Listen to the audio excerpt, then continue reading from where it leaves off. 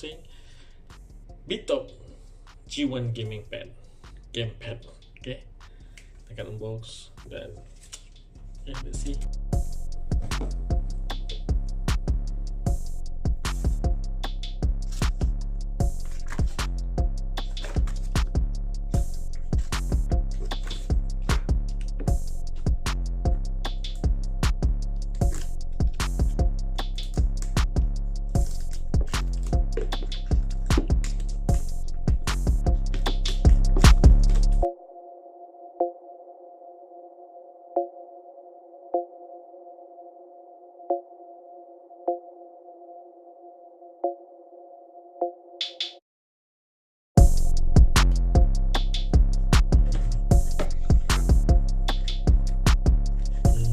Ada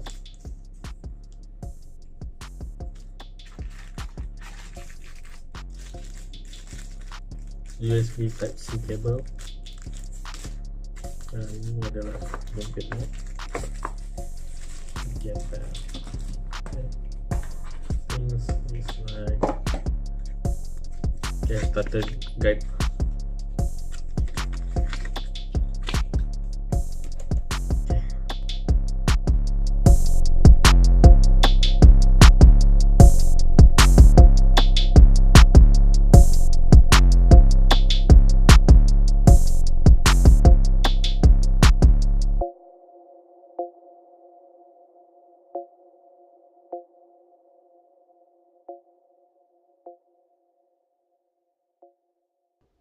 Sedikit review dengan PUBG Mobile Global. Anda boleh mapping, authorized mapping dengan syarat Huawei MIUI 9 seperti Mate 20.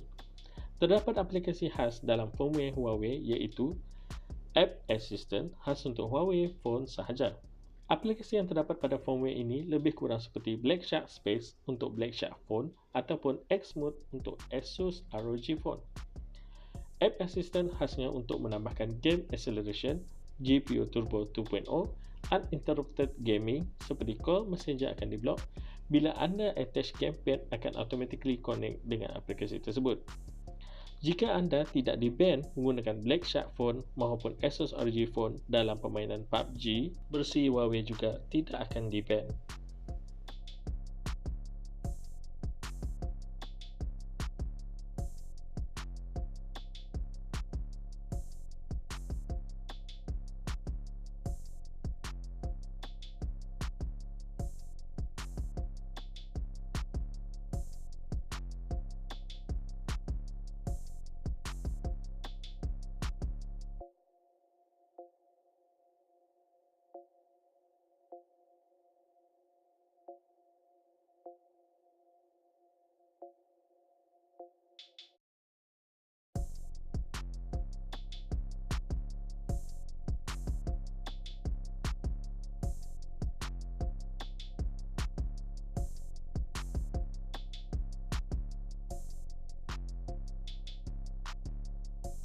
Like, subscribe, and share. Thank you.